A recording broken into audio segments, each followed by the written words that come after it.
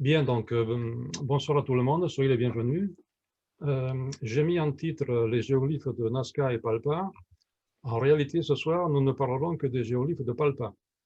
Pourquoi? Parce que j'ai fait une grosse étude sur les géoglyphes de Nazca et j'ai rédigé un article qui sera publié en janvier dans la revue Génération Cité d'Or. Et donc, je ne voulais pas qu'il y ait un mélange entre la conférence et ce qui sera dévoilé lors de l'article. Du coup, je me suis mis à étudier dans le détail les géoglyphes de Palpa. Palpa, c'est à côté de Nazca. Et j'ai découvert des choses fort intéressantes. Alors, je commence la conférence. Un petit rappel.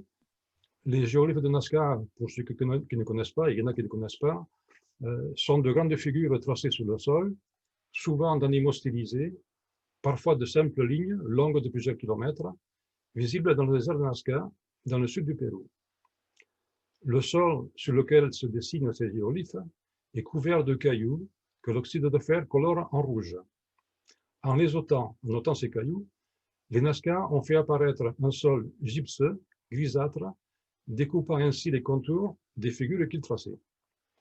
Découverts en 1927, ces géoglyphes sont le fait de la civilisation Nazca, une culture pré-inca qui se développa entre 300 avant Jésus-Christ et 800 après Jésus-Christ.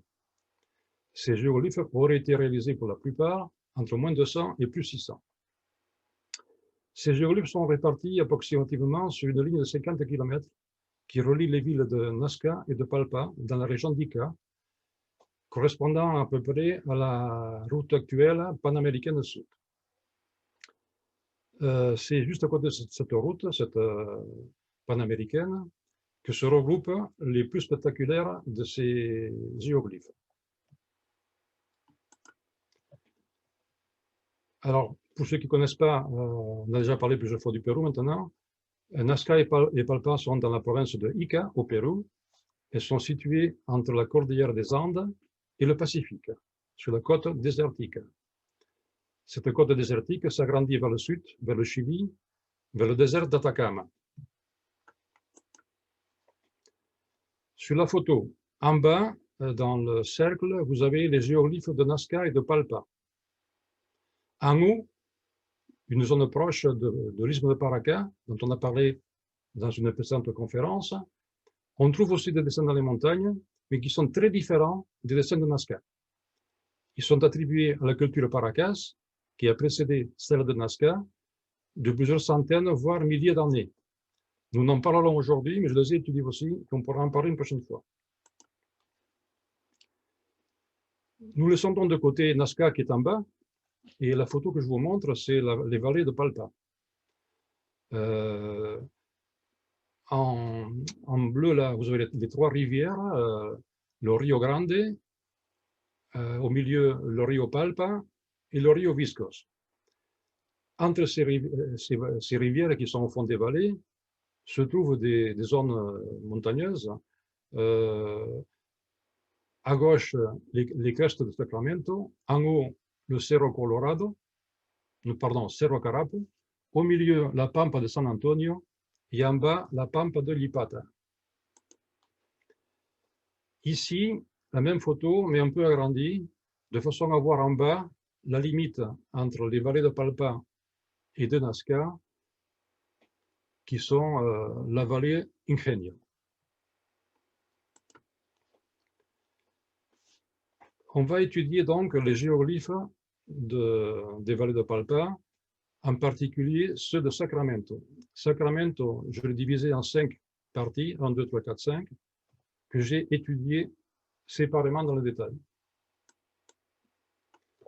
Avant de rentrer dans ma conférence, je voudrais vous donner quelques éléments de réflexion, de compréhension, pour pouvoir suivre mon cheminement dans la recherche de la signification de ces géoglyphes.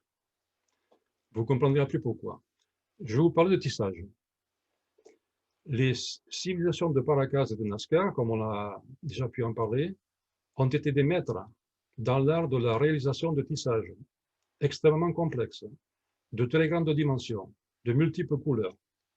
En particulier, sur ces mantos sont reproduits leur iconographie sacrée, Les mantos servaient à envelopper les défunts et les accompagner dans leur voyage dans l'au-delà. La relation à les défunts devait être entretenue afin de maintenir les cycles de la vie. L'art du tissage a fait intervenir toutes les classes de la société. Les paysans qui cultivaient le coton, les éleveurs de lama et alpaca pour la laine, les artisans de tout ordre pour le traitement de la laine et des fibres végétales, la préparation des couleurs d'origine minérale, animale ou végétale, le cardage de la laine, le tissage et le brodage. C'est pourquoi je pense que des confréries d'artisans dédiés au tissage ont été honorés et ils ont pu dessiner sur les flancs des montagnes des glyphes d'ordre cérémoniel et de relations sacrées avec les défunts ou les dieux.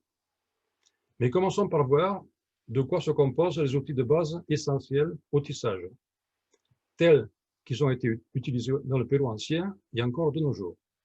À la base, un exemple simple, un cadre de tissage sert de support.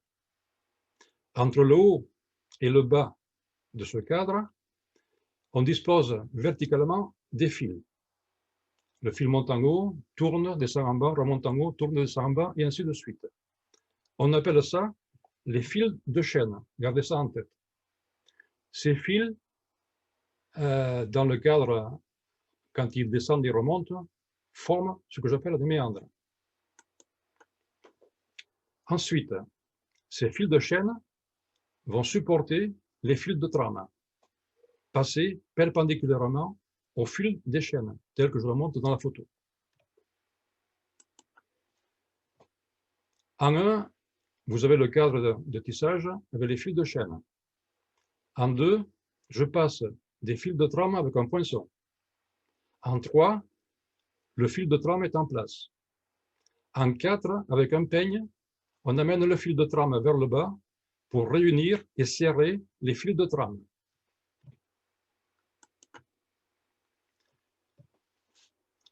Dans la photo, on voit que le tissage commence à prendre forme. En bas, on ne voit pas parce que le diapo est coupé, mais en tout cas sur les côtés, vous voyez des exemples de poinçons anciens en os, en bois et en épine. C'est avec ça que les anciens péruviens faisaient passer le fil de trame entre les fils de chaîne.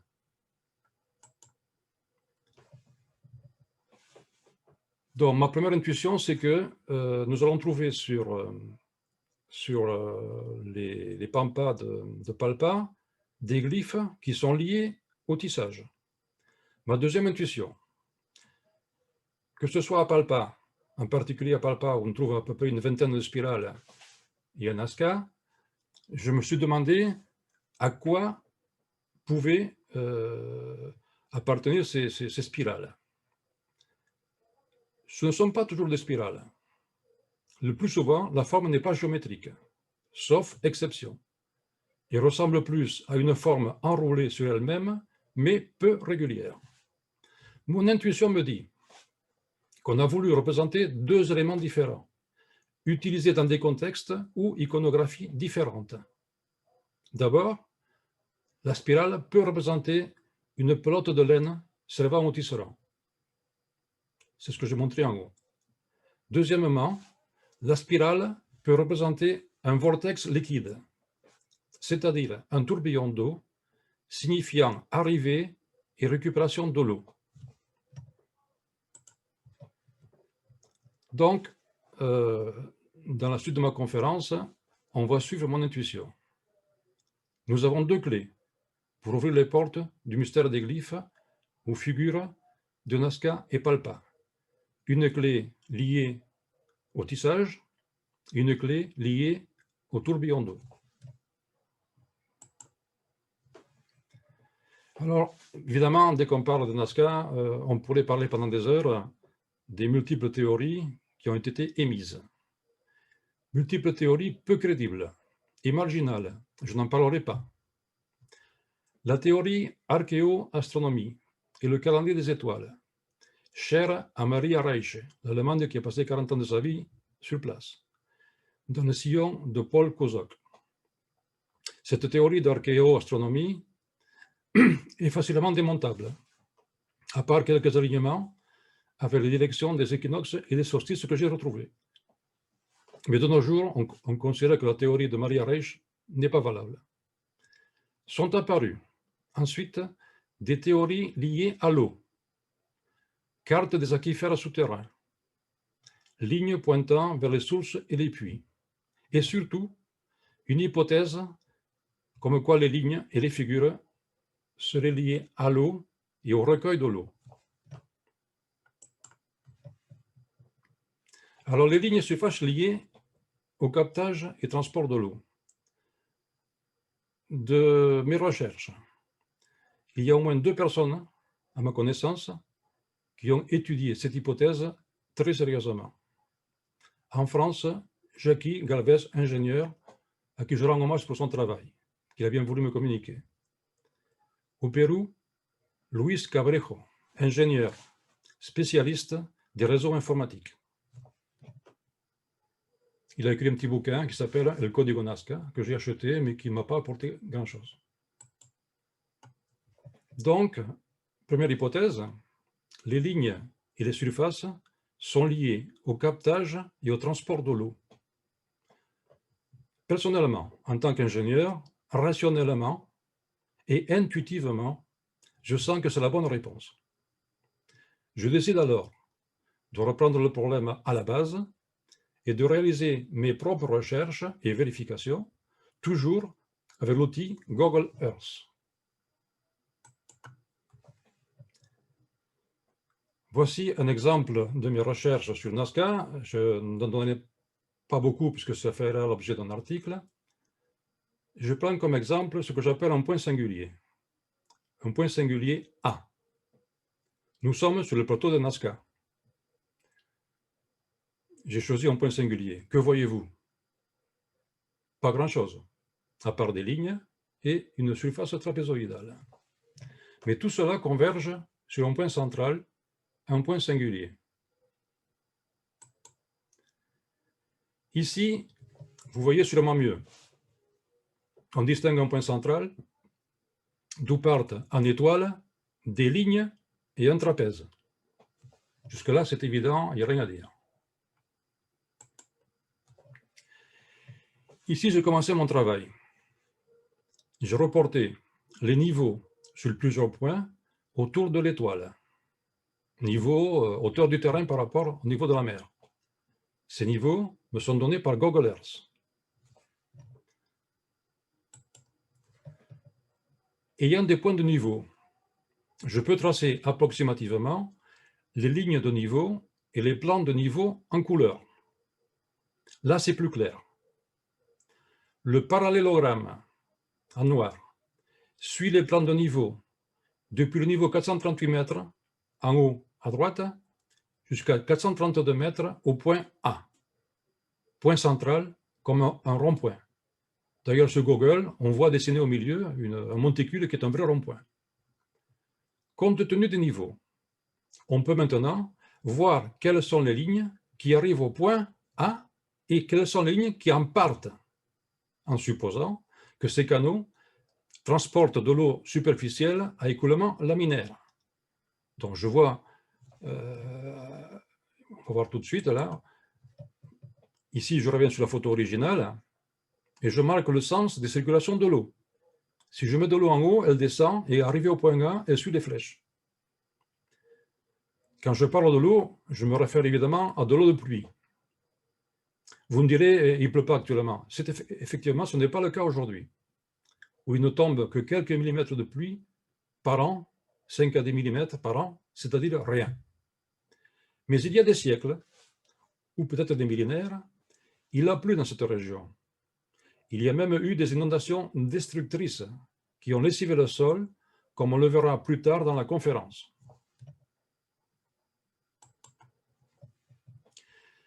En conclusion sur cet exemple, nous avons une surface de collecte et de stockage des eaux de pluie qui alimente un réseau de canaux pour acheminer cette eau plus loin.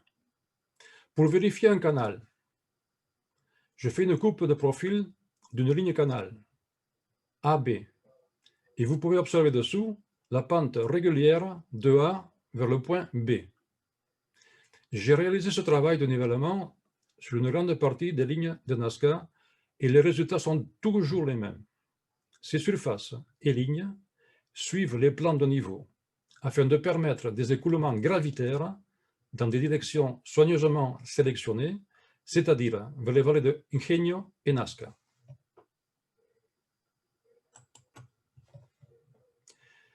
Voici un exemple vu de dessus.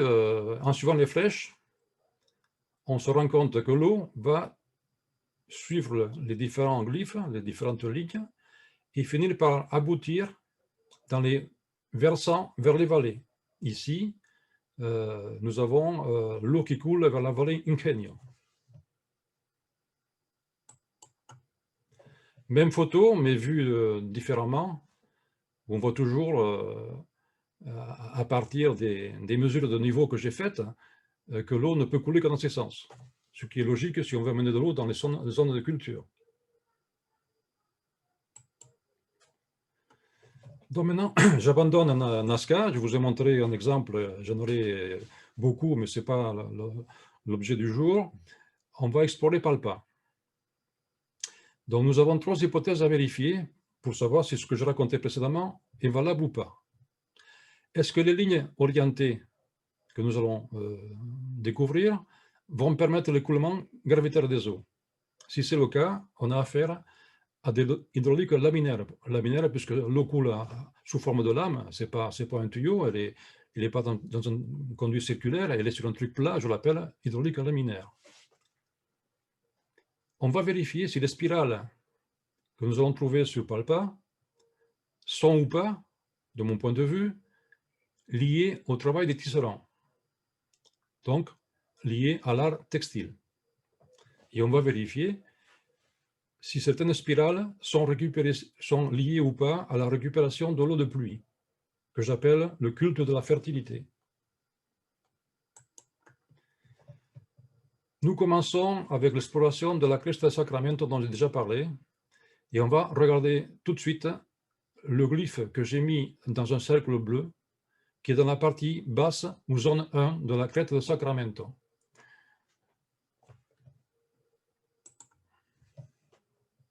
Voici ce glyphe, vu de plus près. Ce glyphe très visible est communément appelé cadran solaire ou montre solaire. Ce n'est pas mon avis. Je ne vois pas de cadran solaire. Par contre, je vois plein d'autres choses. Commençons par les formes spiraloïdes, ou spirales.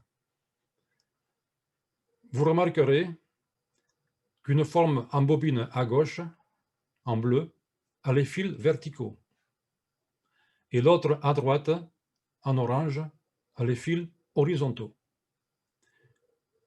Ça m'a intrigué. Est-ce que c'est le hasard? Je ne pense pas. L'artiste avait une idée, et il voulait représenter quelque chose de précis. La bobine de gauche est connectée à des fils ou lignes verticales qui sont à droite. La bobine de droite est connectée à des fils ou lignes verticales qui sont en haut. Chaque bobine a une voie d'accès et une voie de sortie. On peut parcourir la bobine depuis le point d'entrée jusqu'au point de sortie sans jamais se croiser. C'est pourquoi je pense, comme ça a déjà été indiqué dans beaucoup de publications, que c'est un chemin processionnel. Idem pour la bobine de droite. Alors, au point où on en est, j'ai parlé de bobine.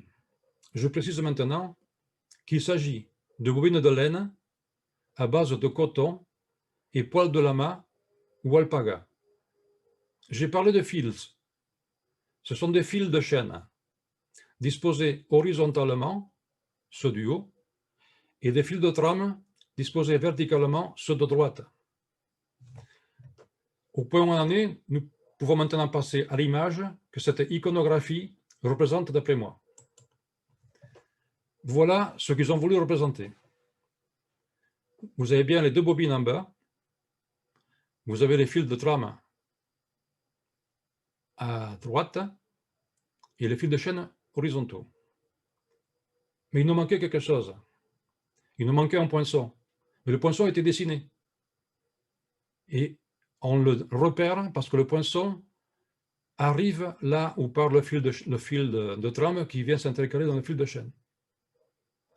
Ce glyphe, qui est parfait dans son exécution et sa représentation, va être notre référence, notre modèle de base, pour chercher et peut-être découvrir d'autres glyphes similaires.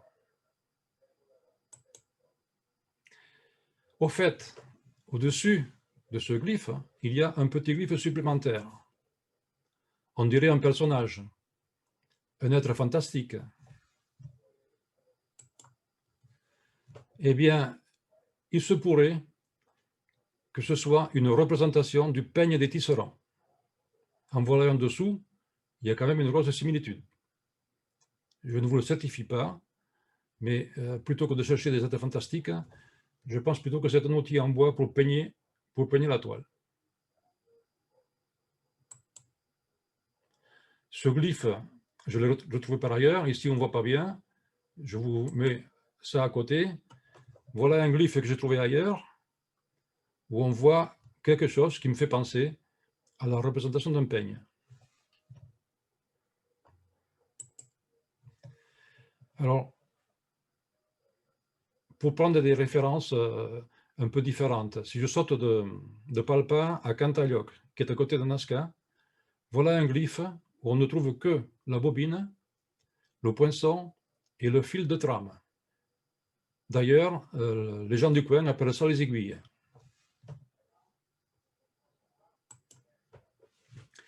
Voilà ce glyphe tel que moi je me le représente avec la bobine de laine et le poinçon.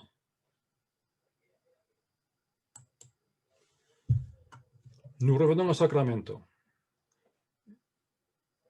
Voici une vue Google Earth et le dessin équivalent en bas, tiré de l'application web Nazca disponible sur Internet. Il semble y avoir une spirale dessinée légèrement en bas que moi je ne vois pas sur Google. Voyons de plus près. De plus près, dans le cercle, vous voyez qu'il y a une spirale, mais elle est très ancienne, elle est bien effacée. Je vous la dessine telle que je pense qu'elle est. Elle est là-dedans. Je la mets en place. Et à partir de là, je cherche le reste. Je n'ai pas trouvé, a priori, de fil de trame et de fil de chaîne. Donc, pour l'instant, mon étude étant en cours, je vais classer cette spirale qui est en bord du plateau en spirale de tourbillon. L'eau, symboliquement, va arriver du grand trapèze, là, et va foncer dans la vallée. Donc, je considère qu'ils ont voulu représenter une spirale de tourbillon pour représenter l'eau qui s'engouffre dans la vallée.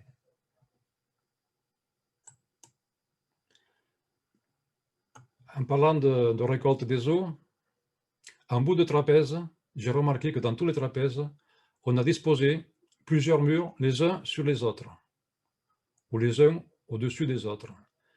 Si on mesure ça avec Google, l'écartement entre ces murs est d'environ 1 mètre de hauteur.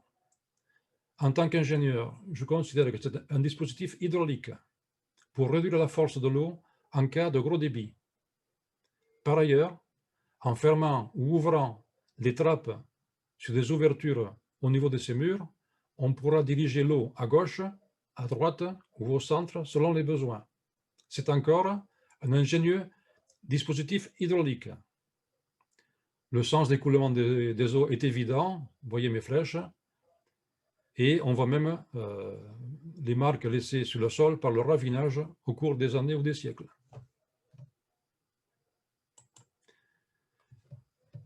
On est toujours à Sacramento. On passe à une zone toute proche. Là, les lignes en zigzag et les lignes parallèles sont évidentes. Mais je cherche, il me manque la spirale. Mais cette zone est très endommagée par le ravinage, par la vie de locaux qui ont travaillé, qui sont passés dessus. Je suppose que la spirale a été effacée, mais je sais où elle devait se trouver en suivant la fin du fil en zigzag. La spirale était là. J'en suis presque sûr, puisqu'elle est au début ou à la fin du fil en zigzag qui part du poinçon. Donc non, nous avons encore reconstitué un glyphe de tisserand.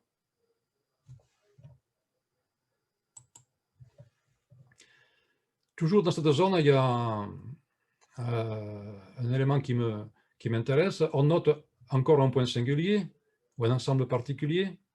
C'est un ensemble de lignes qu'on pourrait appeler maintenant des canaux qui rayonnent comme les baleines d'un parapluie.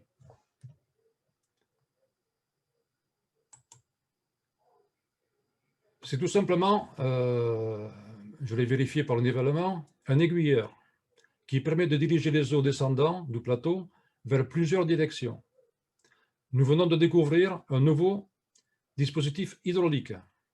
Dans la partie basse, et compte tenu des points de nivellement, si besoin était, on voit les écoulements naturels de l'eau vers la vallée de Palpa. Donc, tout ça est fait pour recueillir des eaux.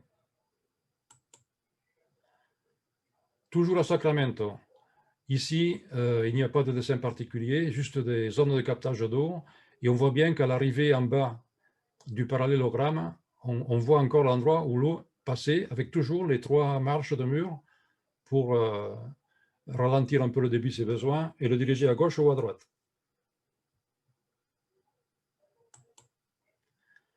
Même endroit vu de l'autre côté, où on voit bien à gauche que l'eau descend à l'arrivée du bas du parallélogramme. Un autre endroit, toujours à Sacramento. Ici, il y a un dessin particulier qu'on appelle l'orque. Il y a aussi un aiguilleur, vous le voyez, vu de dessus. Voilà encore un aiguilleur. Donc, si on met les points de nivellement, on voit que l'eau arrive et part dans tous les sens. Là, j'ai dessiné, schématisé un petit peu les courants des eaux ainsi que la distribution de l'eau au point A, que j'appelle un aiguilleur des débits. On est toujours en train de découvrir des éléments qui font penser à un système hydraulique de distribution d'eau. La même photo, vue de plus haut, où on voit que, par exemple, le parallélogramme qui est en travers, c'est pareil, à son extrémité, l'eau est dirigée vers la descente, vers le versant, et c'est un peu partout. Tout ça pour amener l'eau vers la vallée d'un côté ou de l'autre. Même dessin, vu différemment. Et de l'autre côté, avec le distributeur. Et on retrouve bien sur les flancs de la colline le ravinage qu'a provoqué l'eau qui était dirigée par ce distributeur.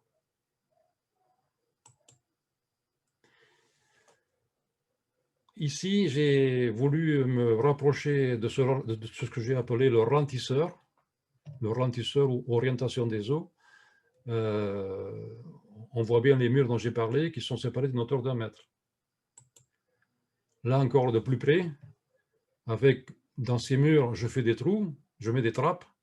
Non seulement l'eau en chutant perd de son débit s'il y a trop de débit, donc je peux mieux la contrôler, et en plus, en situant des trappes là où besoin sur ces murs, je vais laisser passer l'eau ou l'orienter à gauche ou à droite.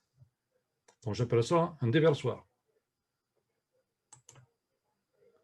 Ce fameux dessin que nous ne pourrons pas étudier dans le détail, j'ai regardé un petit peu les niveaux et je me suis rendu compte que l'eau passait à travers et qu'en fin de compte, tout en étant un élément sacré peut-être, il servait aussi à orienter l'eau vers la gauche ou la droite. On change de place. Toujours sur Sacramento. Si vous regardez bien en haut, on distingue pas très bien d'abord 2 spirales entrelacées en forme de S, flèche rouge, et un peu plus haut, vous avez encore une spirale circulaire, deuxième flèche rouge. Voici de plus près. Et en dessous, un dessin que j'ai récupéré donc, sur un logiciel qui est en libre service sur Internet, de façon à comparer chaque fois mes photos avec un dessin fait par quelqu'un. Donc là, je vais aller un peu plus vite parce qu'on n'a pas le temps de rentrer dans les détails. Après recherche, j'ai abouti à la conclusion que les deux spirales en S ne sont pas liées à l'art textile, mais qu'elles représentent deux tourbillons. Par contre, la spirale circulaire, j'ai bien retrouvé la bobine de fil, parce que c'est la spirale. J'ai retrouvé le fil de trame en bleu. J'ai retrouvé le poinçon. Le fil de chaîne pourrait être les lignes qui remontent vers le haut, mais je laisse ça en suspens pour l'instant. Ce qui est évident pour moi, c'est qu'il y a un poinçon, un fil de trame et une bobine de fil. On a encore un autre glyphe de tisserand. Tout ça dans la même région, au même endroit. Concernant l'écoulement des eaux, toujours, c'est, à mon avis, c'est l'opération de base qui a motivé ce dessin. Toujours en faisant les niveaux par des points pris sur le Google, je peux sans aucune difficulté, et c'est même évident puisque ce sont des pentes naturelles, ici on n'est pas à Nazca c'est plat, ici ce sont des montagnes, on voit bien comment l'eau circule, et on voit bien comment arriver en bas des parallélogrammes, elle suit des canaux naturels par ravinage qui sont là depuis des années et qu'on peut voir sans aucun problème. On change encore de place, toujours à Sacramento. Il y avait 5 places, rappelez-vous, de 1 à 5. On est à la place 4. Ici, on distingue pas très bien sur Google, mais on le voit sur le dessin. C'est pour ça que je compare les deux, ça m'aide dans mes recherches. On distingue nos bobines. Sur la photo, elle n'est pas très visible, mais j'arrive à la voir, donc je vous la reproduis à côté. En tout cas, ce que je vois sur la photo. Et là, une fois que j'ai mis ma spirale en place, que je retrouve mon fil de trame et mon fil de chaîne, le poinçon, il apparaît tout seul. J'ai encore une fois reconstitué ce que voulait représenter d'après moi le glyphe des tisserands. C'est ainsi que je l'appelle. Quant à la récolte des eaux, c'est toujours pareil. Quelques points de niveau, on est en pente sur une montagne, et on voit que tous les canaux, même celui qui est en haut, qui part vers le haut, en réalité, si on met les points de niveau, il amène l'eau en haut. Donc l'eau va des deux côtés de la vallée. On change un petit peu de coin, on est toujours dans la vallée de Palpa, Palpa del Lipata, qui est en dessous de Sacramento. Premier dessin, en haut, ma photo issue de Google. Dessous, le dessin. Le dessin, on voit mieux la spirale que j'ai dessinée en rouge. C'est une spirale plutôt carrée. Et juste à côté, sur la montagne, il y a 3 glyphes très particuliers dont on va parler aussi. Voilà donc ma photo où je cherche à retrouver les fils de trame, les fils de chaîne, le poinçon, la spirale. Ici, je commence à trouver des fils en zigzag que j'appelle les fils de trame. Derrière, j'ai des fils, j'ai mis en pointillé parce que cette zone a été très bouleversée par le ravinage. Je pense qu'à une époque, il y a eu des déluges qui ont nettoyé toute la place là. Donc, j'en ai assez, moi, pour dire que j'ai des fils de chaîne ici, j'ai des fils de chaîne en haut, j'ai des fils de trame, j'ai ici une bobine et le poinçon, vous allez voir ce qu'il est. Voilà. Donc, je retrouve encore, même s'il peut y avoir des erreurs, j'accepte qu'il puisse y en avoir, bien sûr, mais globalement, vous voyez que chaque fois, on retrouve la même chose. Chaque fois, on retrouve une bobine, des fils et un poinçon. Quant à la collecte des eaux, bon là c'est évident. Enfin c'est évident. Encore faut-il prendre la peine d'implanter les points de niveau et de voir dans quel sens pourrait circuler l'eau. Et l'eau circule telle que je vous l'ai dessinée, toujours pareil, en allant vers des endroits en bas de la vallée où il y a encore la marque du ravinage.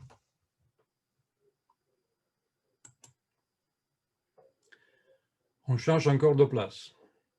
Toujours pareil, mais on est à la Pampa de Lipata.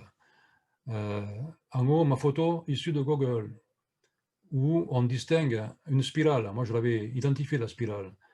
Quand j'ai recherché le dessin correspondant sur Internet, j'ai vu qu'il l'avait représenté, effectivement, tel que moi je l'avais vu. Ici, j'ai retrouvé un dessin beaucoup plus détaillé, avec des éléments qu'on ne voit pas sur Google. Google est un outil très intéressant, mais qui manque de définition. Donc, on y voit un oiseau, on y voit un animal, on pense que c'est un cochon d'Inde, les péruvers mangent des cochons d'Inde. On voit la spirale en vert, on voit à côté de la spirale en vert des lignes en zigzag, mais ce qui m'a posé problème, c'est qu'on voyait aussi en bas en rouge, ici, encore des lignes rouges dans un sens et bleues dans l'autre. Je ne comprenais pas pourquoi il y avait tant de lignes. Donc j'ai réfléchi, j'ai cherché. J'ai commencé par dire, bon, il y a déjà une spirale avec des fils de trame en bleu. Quant au fil de chaîne, je l'ai représenté ici, deux en rouge, mais encore une fois, je pense qu'il y en avait ici qui ne sont plus visibles parce que cette zone en jaune a été fortement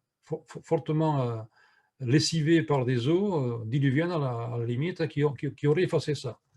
Donc je me suis dit que le dessin du haut et le dessin de bas n'étaient pas liés.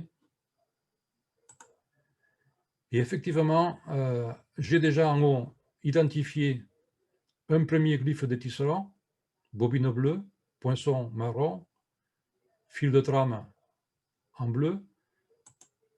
Et j'ai continué à étudier le truc pour me rendre compte qu'ici, je voyais une spirale très mal dessinée, parce que je pense qu'elle a été lessivée.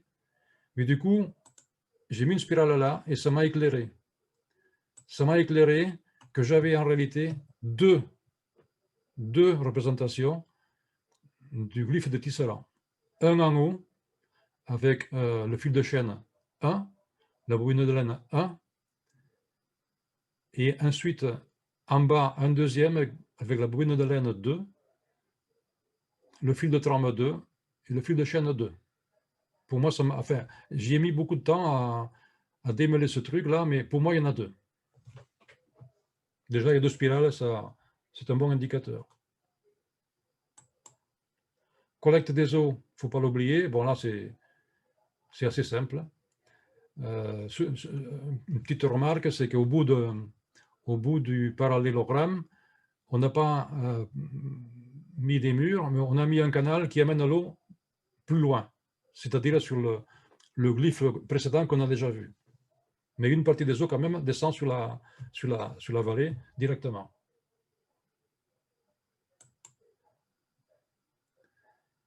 Encore un autre glyphe, celui où on voit une spirale plutôt carrée. Donc là, j'ai rapidement identifié la bobine, la spirale, là, en bleu-violet. J'ai identifié le stylet en jaune, les fils de chaîne en vert, et les fils de trame, on ne voit pas tout, parce qu'une partie a été effacée depuis le temps que ça existe, en violet. Donc je peux reconstituer, encore une fois, ce que j'appelle le glyphe de tisserand. Pour moi maintenant, à force, j'ai passé un mois là-dessus à faire ça, quand je vois une photo maintenant, ça m'apparaît tout de suite.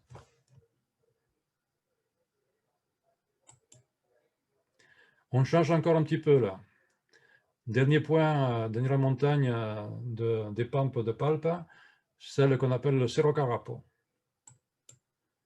Toujours pareil, la photo que j'ai extraite de Google où j'ai dessiné les lignes et la spirale que je voyais, et après je compare ça à l'étude faite sur Internet par des gens qui ont des moyens de dessin que je n'ai pas, et je retrouve effectivement ce que j'avais trouvé moi en haut.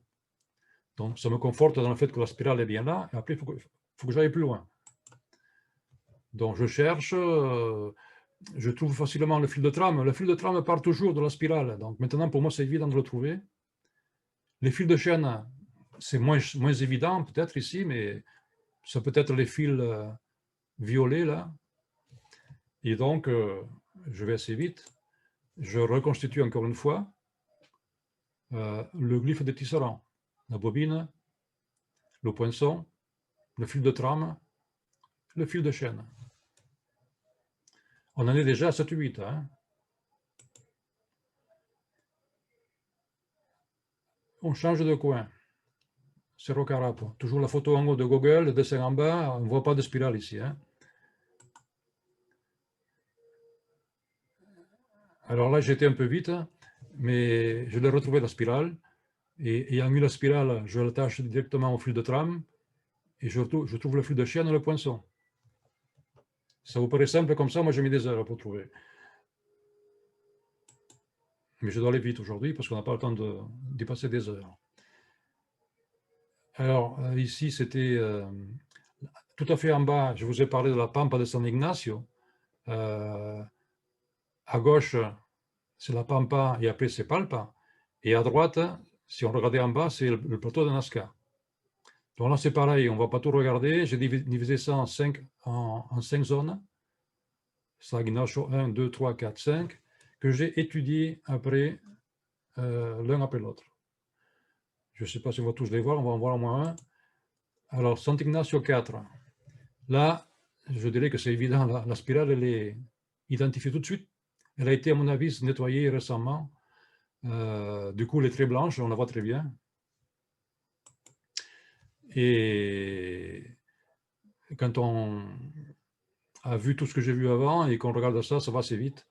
Il y a un poinçon, il y a une spirale, il y a un fil de chaîne et un fil de trame. Encore un glyphe de tisserand. San Ignacio 1, pareil, on voit la spirale qui est dessinée. Je fais mes recherches et je finis par retrouver, pareil, le poinçon, la bobine, le fil de trame, le fil de chaîne. Toujours pas San Ignacio. J'ai une spirale en bas, là. Je cherche et quand j'ai cherché, encore une fois, je me répète, mes dessins ne sont peut-être pas exacts à 100%. Mais je dirais que vu l'accumulation des indices de ce glyphe, je suis sûr à 60% d'être dans la vérité. Ici, encore un autre, je vous passe la recherche, toujours pareil. Bon, on a fait un peu le tour de ces glyphes de tisserand. Voici ici réunis ceux qu'on vient de voir. Je ne sais pas s'il en manque quelques-uns. Vous serez d'accord avec moi que ça fait beaucoup. Si j'en avais montré qu'un, vous me diriez, bon, monsieur Josh, tu fantasmes là. Tu vois des trucs qu'on ne voit pas. Mais là c'est 16 fois déjà sur la diapo. Là. Non, 12, 3 x 4, 12. Alors, on pourrait continuer, mais on ne va pas y passer la nuit, ce n'est pas l'objet de la conférence, de parler que de ça. Si je vais dans cette vallée de l'Ingenio, regardez encore toutes les spirales qu'il y a. On va pas moi, je les ai étudiées une par une. Chaque spirale, c'est encore un glyphe de tisserand, sans aucun doute pour moi. Donc, on en avait 12, là, il y en a 5, on serait à 17. Et si je saute du côté de Nazca, on ne va pas y aller aujourd'hui. Voilà Cantayoc. Celui-là, il est évident. Il est évident. J'ai pas, le dessin, il est en dessous, mais je ne fais que poser dessus ce qu'il y a dans le dessin. On a une aiguille à coudre, enfin à tisser, on a le fil de trame, on a la bobine. Les chercheurs n'ont trouvé, ça c'est important parce qu'il y en a des gens qui cherchent, il y en a des gens qui parlent de ça, ils nous parlent des lignes, ils nous parlent des parallélogrammes, ils nous parlent des rectangles, ils nous parlent des flèches, ils nous disent qu'il y a des zigzags, qu'il y a des lignes en zigzag, qu'il y a des lignes parallèles en paquet, il n'y en a pas beaucoup, à ma connaissance. Il y en a un ou deux, on va en parler après, qui ont fait le rapprochement avec les tisserands. Donc, si j'avais raison, cette explication serait la plus simple et la plus probable. Ces glyphes seraient liés à l'activité réelle, essentielle et sacrée du peuple de Paracas et Nazca, le tissage. Je vous le rappelle, pour ceux qui ne le savent pas, à l'époque des Nazca et des Paracas, le tissu était plus cher que l'or ou l'argent. Quand on faisait un cadeau à un roi, à un prince, on lui offrait des étoffes. Les étoffes étaient considérées comme quelque chose d'une grande valeur et en plus sacré. Mais ce n'est pas fini. Ce n'est pas fini parce que moi je cherche, je vais loin. Par intuition, on peut encore aller plus loin. Certains glyphes demeurent particulièrement incompréhensibles car ce ne sont pas des figures d'êtres, animaux ou plantes.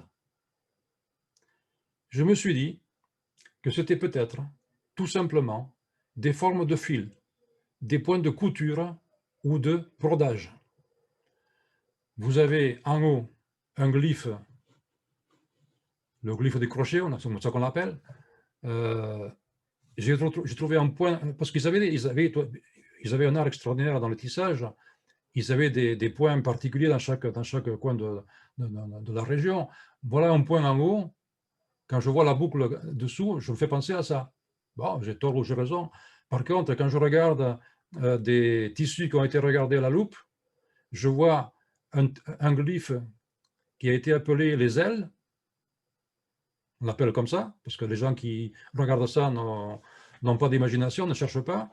Pour moi, c'est encore une représentation d'un point de brodage. Ici, ça va être plus clair.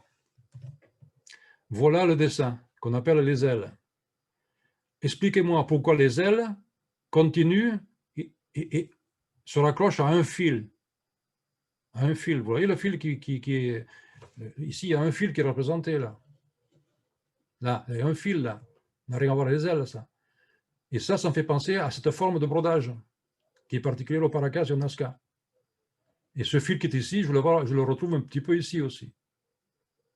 Donc je pense qu'il y aurait des recherches à faire pour continuer à chercher une explication à certains glyphes de Nazca et de Paracas qu'on ne sait pas expliquer, mais qui sont, pour moi maintenant, pour moi c'est évident, c'est lié au tissage.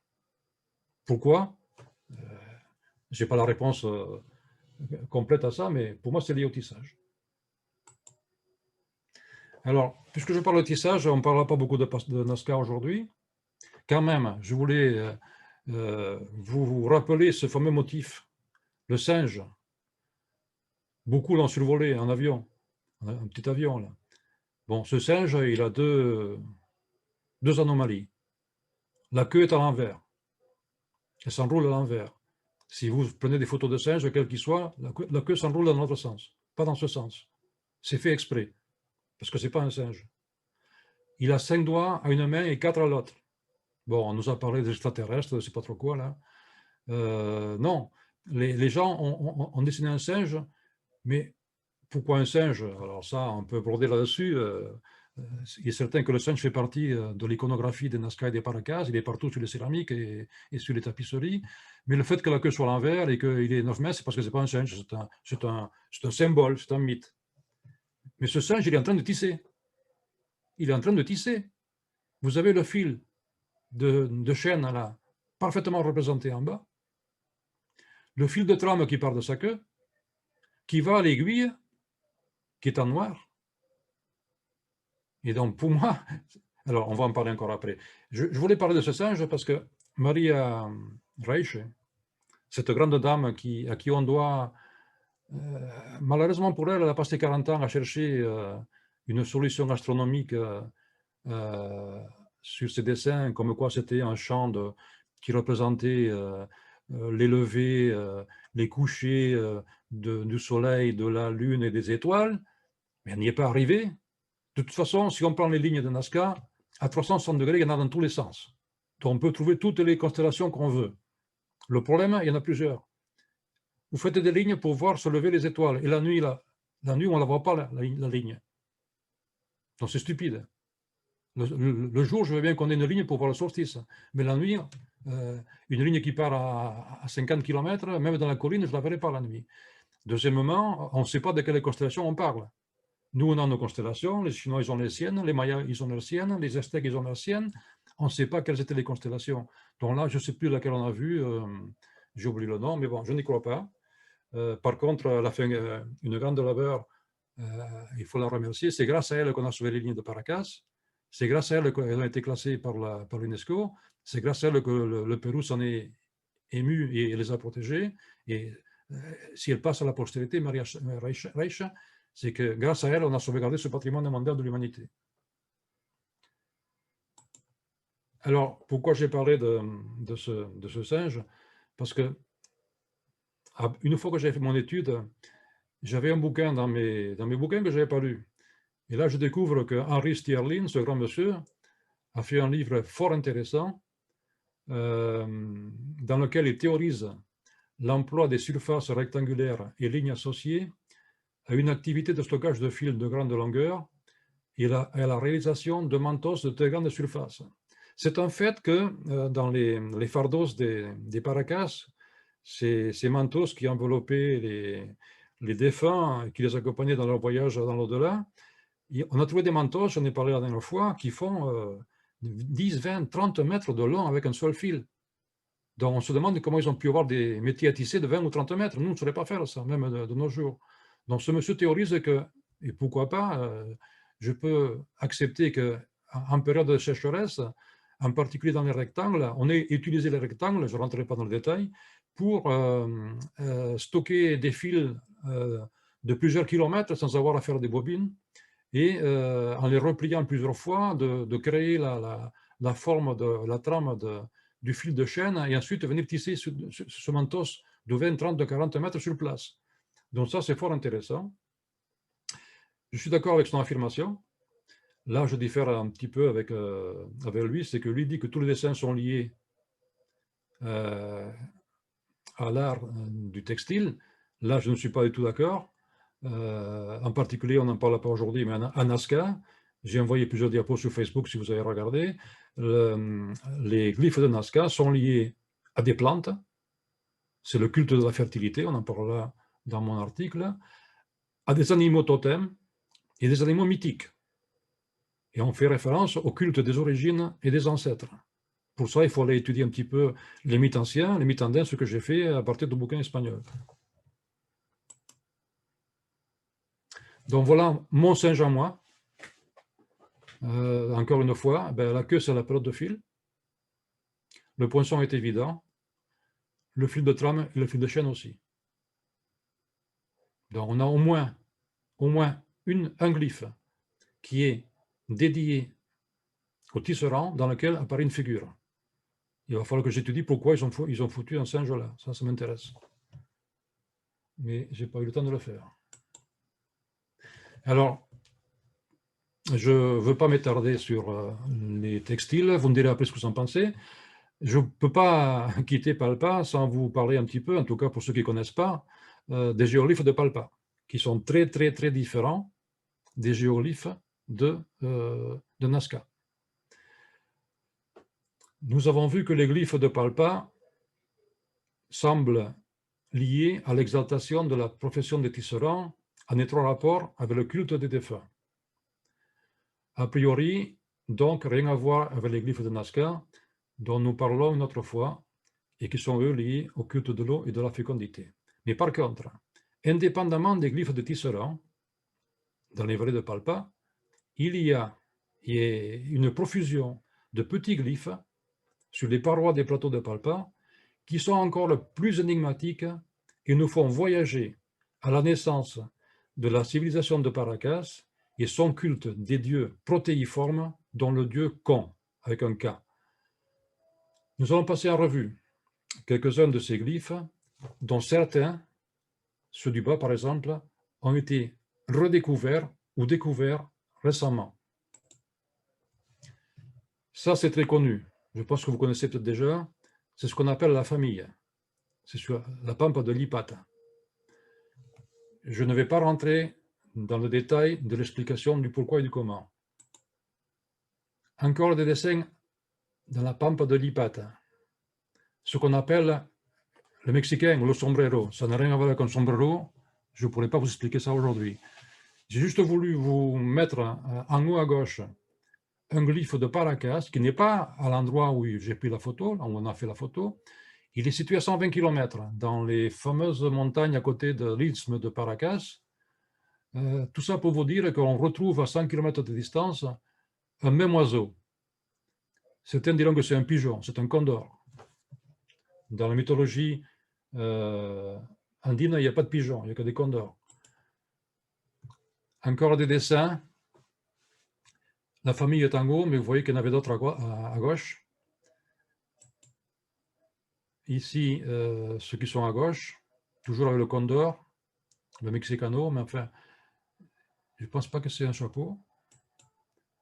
Encore d'autres dessins.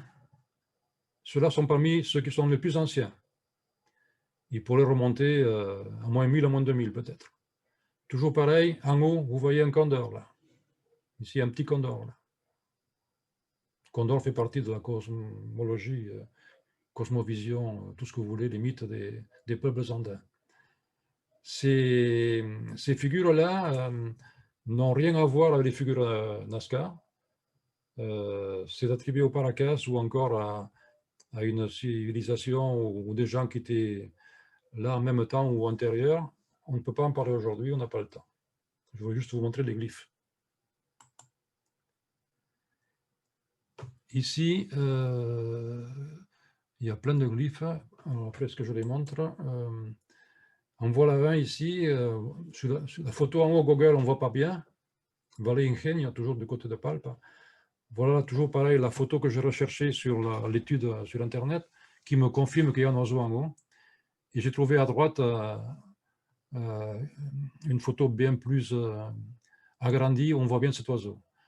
Il y a beaucoup d'oiseaux dans les glyphes, les oiseaux étant les maîtres du ciel, quoi.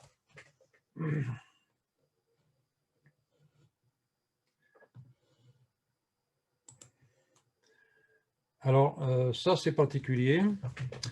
Là, on ne voit pas très bien. On voit à côté ce qu'on appelle une femme, toujours avec des ondes qui partent de la tête sur les côtés et verticalement. Et à côté, un de ces êtres que j'appelle protéiforme. Ici, je vous ai mis des agrandissements. Non seulement la femme et l'être protéiforme, au-dessus, il y a encore quelqu'un avec un chapeau. Et je vous ai mis un textile.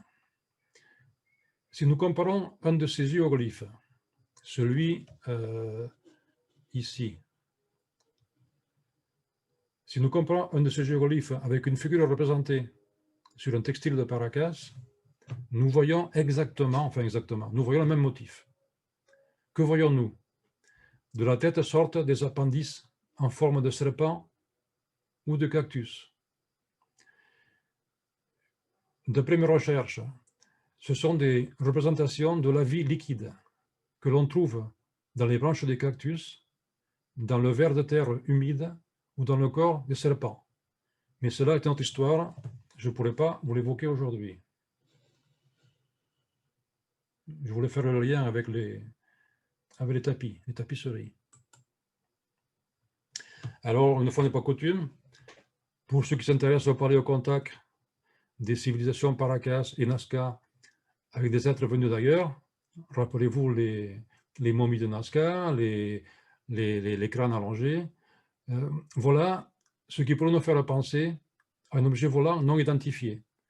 C'est le même dessin que tout à l'heure, mais si vous regardez bien, là où je mets ma souris, ici je vois un ovni. Il a fallu que je grossisse la photo pour trouver ça. Et là, à la limite, il y est aussi.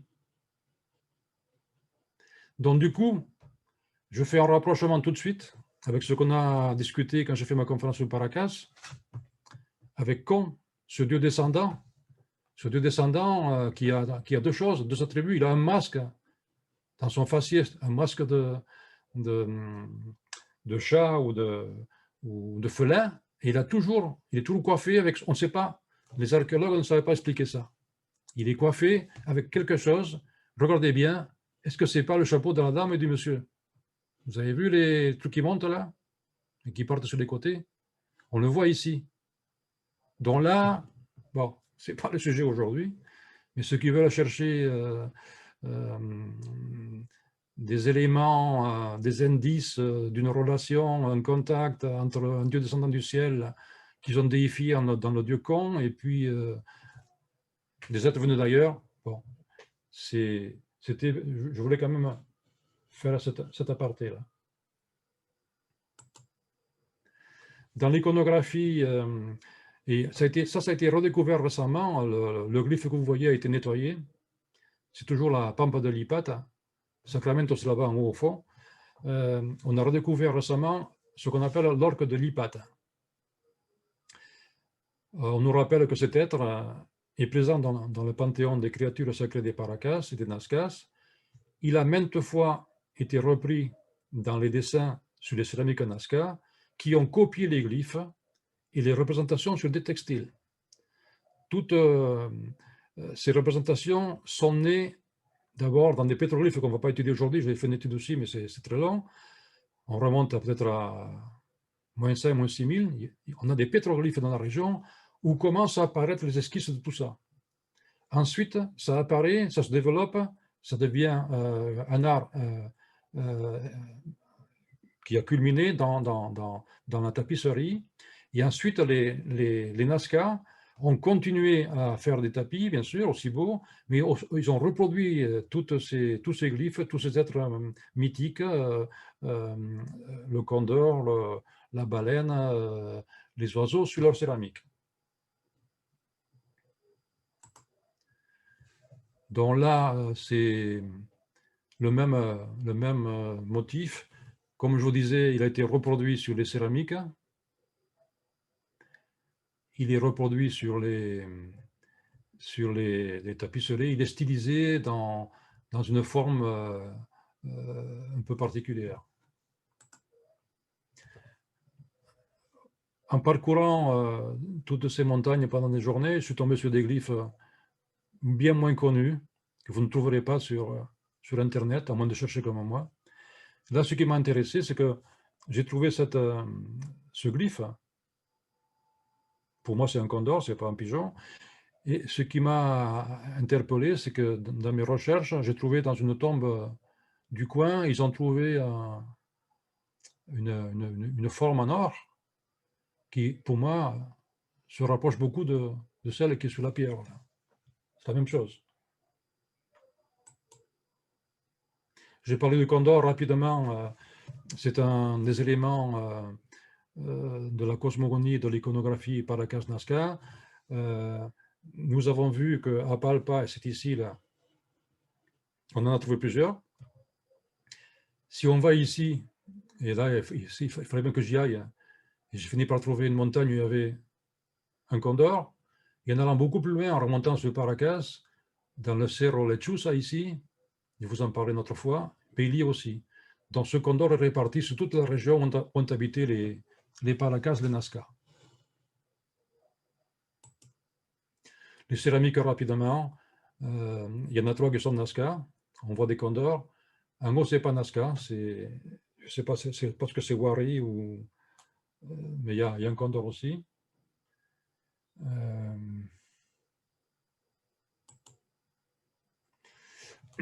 Alors, je voulais, dans cette courte conférence, vous donner beaucoup d'éléments de réflexion, si après vous avez envie de faire vos propres recherches. Là, on va parler mathématiques. Je suis ingénieur, ça m'intéresse beaucoup. Alors ici, il y a une spirale à Nazca, magnifique, parfaitement visible, elle a été nettoyée. C'est une double spirale. Donc j'ai voulu vérifier un petit peu, de mon point de vue, à quoi ça correspondait, en tout cas comment ça avait été fait sur le plan de la géométrie. Alors j'ai fait une chose, je recule. J'ai mesuré, par rapport à la taille de la photo, l'intervalle entre les cercles, d'accord? J'appelle ça petit r. Et je m'en vais, laisse tomber, je prends une feuille à papier et je trace une double spirale, comme ferait un élève de 6e si son professeur lui explique comment faire. C'est très simple quand on sait. Vous tracez une ligne horizontale, vous mettez 2 points, que j'appelle C1 et C2, séparés de la distance petit r que j'ai mesurée sur ma spirale. Et après, il suffit de faire des demi-cercles en alternant le centre de compas au point C1 ou au point C2. Ceux qui voudront faire ça, vous le trouverez sur Internet.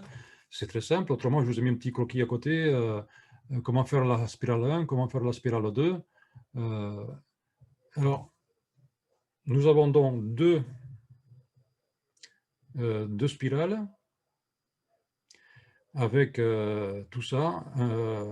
Le rayon de chaque cercle, c'est n fois r, 1r, 2r, 3r, 4r, 5r, 6r. Donc c'est une simple série arithmétique de nombres 1, 2, 3, 4. Mais ce qui est plus intéressant pour vous, c'est que ce dessin que je viens de faire, qu'est-ce que je vais faire maintenant? Je vais aller le superposer sur la photo. Et bingo! Bon, évidemment, c'est pas parfait à 100%, c'est parfait à 90%. Pourquoi? Parce que la photo, ben, elle n'est peut-être pas forcément horizontale. Mais à partir de là, on va se poser des questions. Là. Donc, ce que moi j'ai fait avec des moyens géométriques simples, mais des moyens géométriques, comment ils ont fait à l'époque? Alors, on nous dit qu'ils ont fait ça en plantant un puits au milieu, en mettant un puits à côté, et puis on tourne. Ça ne marche pas. Ça ne peut marcher que s'il y a 2 points, 2 centres. Bon, moi, tant qu'on ne me dit pas qu'il y a 2 centres, c'est infaisable. Si vous tournez comme ça, vous ne ferez jamais la double spirale. Moi, j'ai un compas, j'ai un décimètre, j'ai un mètre ruban en l'an 2000. Il y a 2000 ans, ils avaient une corde et un bâton. Ça ne me suffit pas, moi. D'après vous, qu'est-ce qui manque là? Il manque le moyen de mesure. Il manque le moyen de mesure. Alors, je suis allé sur la spirale Nazca, là.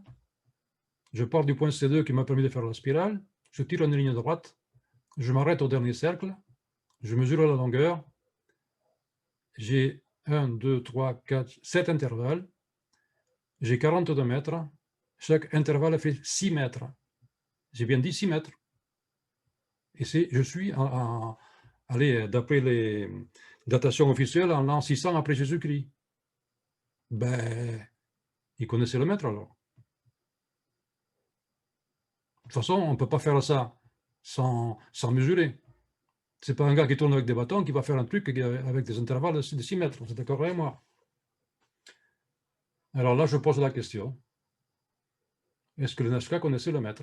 En tout cas, ils avaient moyen de mesurer, c'est évident. Et voilà, j'ai voulu faire court parce que Brune m'a dit de ne pas m'attarder. J'ai essayé de vous faire part en synthèse des éléments que je pense avoir trouvés, retrouvés, découverts, redécouverts, mais qui, moi, m'ont vraiment habité pendant quelques semaines. J'ai beaucoup d'autres choses à vous dire encore sur Nazca, sur les céramiques, sur les mantos, mais ce sera peut-être pour une autre fois. Donc là, si vous le voulez bien, j'aimerais bien avoir votre feedback, savoir un petit peu à chaud ce que vous pensez de mes hypothèses.